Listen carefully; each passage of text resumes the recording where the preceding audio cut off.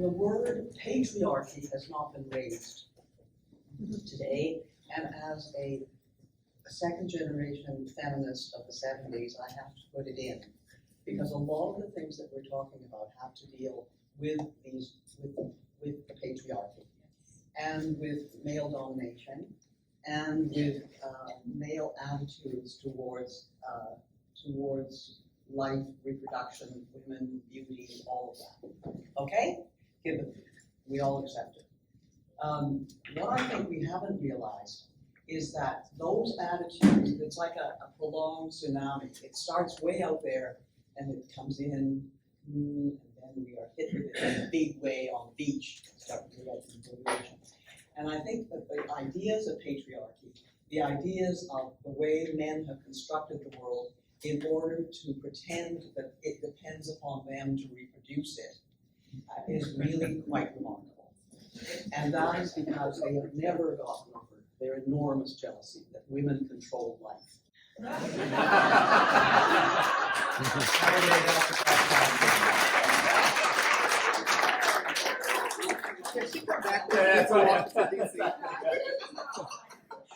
Huge jealousy. And that is, they can't do away with that. There still have to be women who are willing to bear children who have wombs that can be impregnated. Now, women can be impregnated not by men through relationships anymore.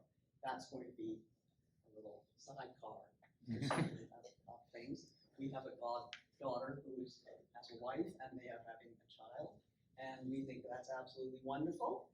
And but it's going to change a lot of things in balance. And if you have that going on, you know, it will really change things. But the attitudes about male domination, we have completely accepted that. We've accepted the way men have dominated. Women have accepted that. All they've done is try to skirt around it and get into cracks and crannies where the men haven't managed to spread their molten lead. And we really have to say that we're not through that yet. And until we get through that, we will not have an appropriate society even for aging. Now, men die before women, and that's, I think, traditionally because probably they're weaker, I don't know. And because, you know, I was very influenced by a book by Marianne Sherfy in 1969 called The Nature and Evolution of Female Sexuality.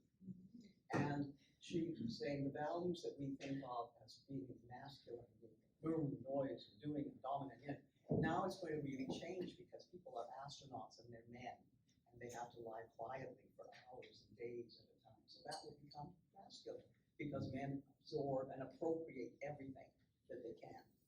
So I'm not saying that there's a fight going on exactly, but in our way of looking at aging, I think that we have to understand that feeling of what women can become and how much longer they live and the fact that they have reproductivity in their control is something that men will not accept easily. We see that going on in the United States, where that fight, you know, the story of Roe versus Wade, etc. And it's going on and going on. And we see, you know, women, everything to keep women from having control of their bodies. Everything to keep women from having control, period. Because if women have control of their bodies, they have control of the human race, really. And so that is something that we have to think of in terms of what we're going to do to negotiate our way in the future. Because we have to still live together. There's still two sexes. We still have to get going on how we do that. And when we don't recognize how people have been deformed, and men have been deformed by ideas of masculinity, women have been deformed because they've been put in categories of childbearing or sex objects.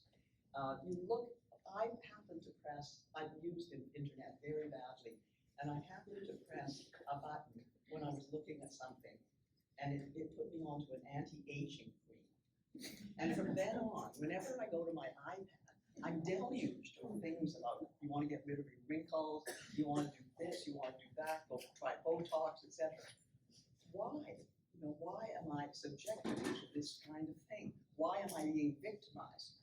And I know from my granddaughter, who's 21, that young women are doing things called pre-aging Botox.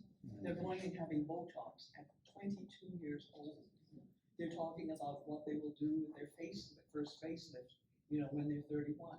Apparently in Korea, South Korea, a graduation present, they have 68% of Koreans have had facial surgery. And apparently a graduation present is having cosmetic surgery.